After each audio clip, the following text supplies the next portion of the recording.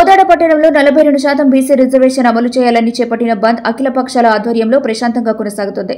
డిపోలోని బస్సులు బయటకు రాకపోవడంతో ప్రయాణికులు తీవ్ర ఇబ్బందులు పడుతున్నారు. వ్యాపార సముదాయాలు స్వచ్ఛందంగా బంద్లో పాల్గొన్నాయి. విద్యా సంస్థలకు ఒక రోజు ముందుగానే యాజమాన్యాలు సెలవు ప్రకటించాయి.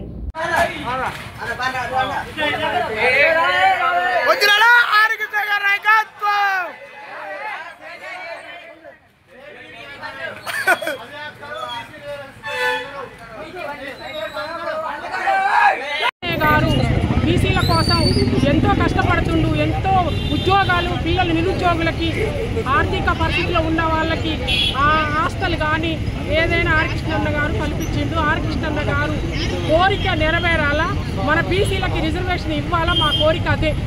ఈరోజు బీసీ సంఘాల జాతీయ అధ్యక్షులు ఆర్ కృష్ణయ్య గారు, అదేవిధంగా రాష్ట్ర అధ్యక్షులు జాజుల శ్రీనివాస్ గారు నాయకత్వంలోని రాష్ట్ర బంద్ పిలిపించిన భాగంలో తెలంగాణ ఎంఆర్పిఎస్ పరంగా ఈరోజు బీసీ సంఘాలకి మేము మద్దతు తెలుపుతాను.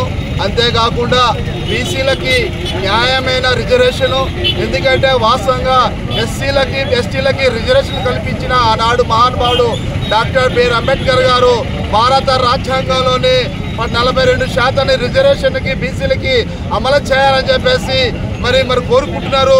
మరి డాక్టర్ బిఆర్ అంబేద్కర్ గారు కూడా బీసీలకి రిజర్వేషన్లు కల్పించాలి. వాళ్ళ రాజకీయం కానీ ఆర్థికంగా కానీ ఈరోజు బీసీలు దాదాపు 117 కులాలు ఉన్నాయి కాబట్టి వారికి న్యాయమైన రిజర్వేషన్ కల్పించాలని చెప్పేసి ఎంఆర్పిఎస్ పక్షాన మేము డిమాండ్ చేస్తున్నాం. అంతేకాకుండా మరి జయలలిత మరి పక్కన ఉన్న తమిళనాడు రాష్ట్రంలోని ఆమె 42% రిజర్వేషన్ కోసం పార్లమెంటు సమావేశంలో పోరాడి తీసుకొచ్చిన ఘనత మన పక్కన ఉన్న రాష్ట్రానికి జయలలితకు దక్కిందని చెప్పేసి ఈ సందర్భం తెలియజేస్తున్నాం. అంతేకాకుండా ఈ రాష్ట్ర ముఖ్యమంత్రి మరి రేవంత్ రెడ్డి గారు మరి బీసీలకి 42% రిజర్వేషన్ కల్పించాలని చెప్పేసి అసెంబ్లీలో చట్టం తీర్మానం చేసింది.